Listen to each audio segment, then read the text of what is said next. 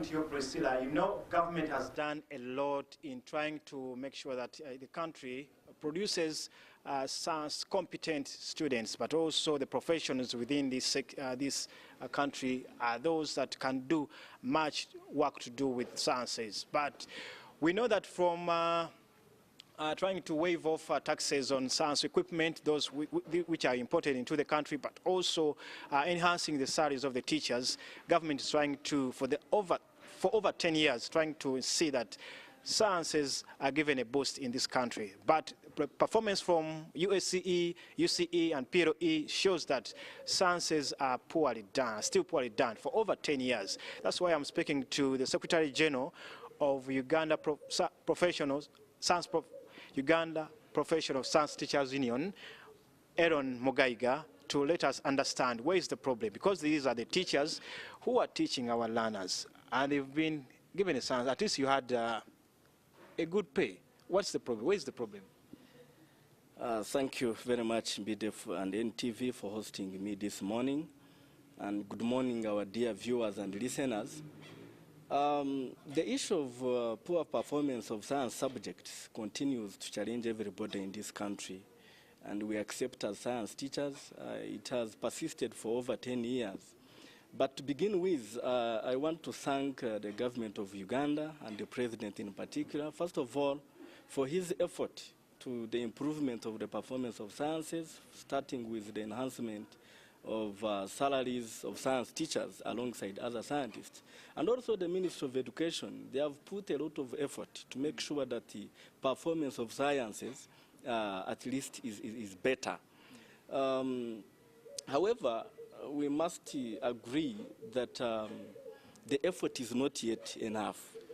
Whereas the pay for science teachers has been enhanced, we now have a bleed of well-motivated science teachers. I can tell you, Mbide, that now the science teachers we have across this country are very motivated, and they are ready to deliver, they are ready to teach, they are ready to give the time and give all they have to make sure that the performance of sciences improve.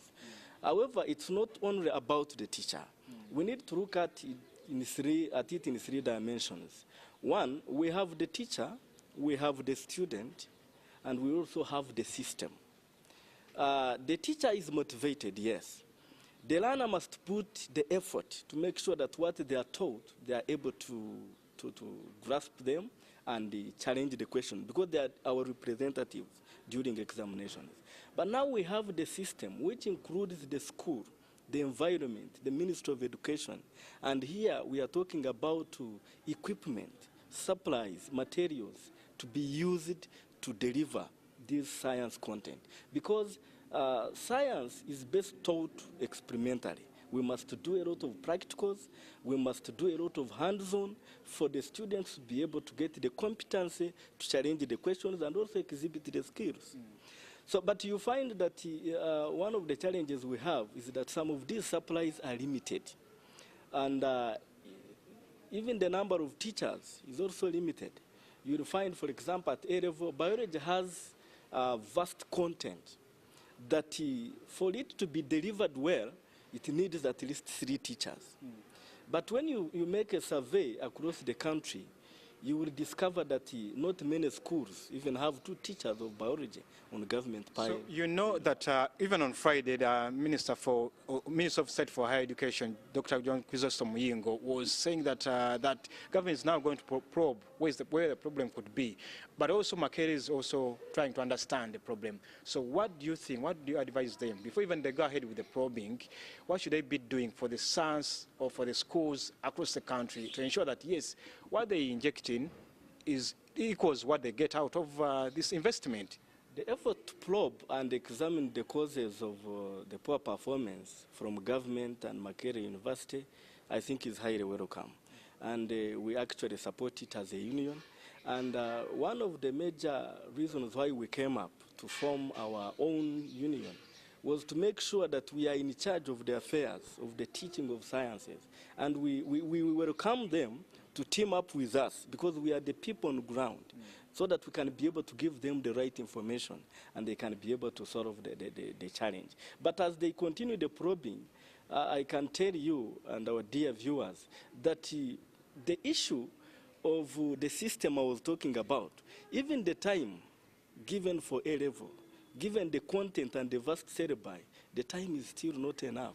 You see, when you look at the content, for example, in a subject like biology, and you demand the learner to grasp this content within a span of 2 years, not actually 2 years, when you remove those holidays and other occurrences, the time reduces.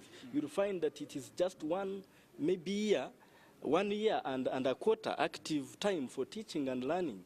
So the content also needs to be reviewed. We are giving learners too much, and yet they have limited time to grasp the content. So they end up going to exams when they are not well prepared in certain areas.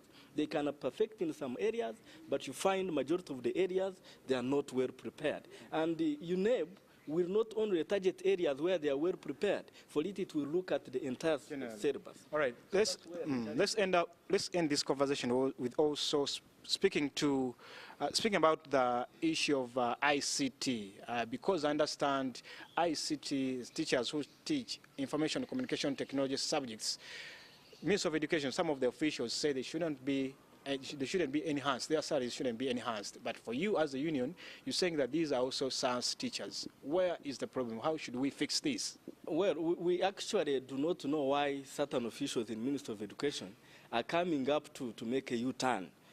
You will realize that the enhancement is supposed to affect all the STEM subjects. We have science subjects, we have technology subjects where ICT belongs, then we have engineering subjects, and then mathematics.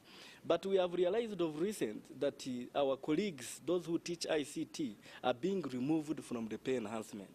And we are finding it a challenge. We have already raised this issue to Minister of Education, and we are calling upon the Minister of Education to actually rescind their decision of removing ICT teachers from the pay enhancement. Their claim is that those who teach ICT alongside another subject which is not science, they should not be paid. And we are saying, no, look, this teacher may have studied ICT and history, for example, but now is deployed to teach ICT. So the effects they are getting out of this teaching will affect them even when they teach history. So we feel it is a wrong decision, and as a union, we will not actually, tolerate it. We will continue to pursue to make sure that these teachers are not destabilized. Because as we speak right now, the teachers of ICT across the country are not stable. They are not delivering because they are not sure of their next state. Yes. Thank you so much, Aaron Mugaiga, the Secretary General of Uganda Professional Science Teachers Union. Of course, we shall be seeing how far you'll be taking that push for the ICT teachers, but also trying to improve the teaching of science subjects, because you are the union, you are the teachers who are teaching sciences. Stephen Imbide, Professor Chibuga, on my own behalf, but on behalf of Chris Higenyi and Priscilla Regina and the entire team here at Morning at NTV, say thank you so much. We shall see you tomorrow at 6:30.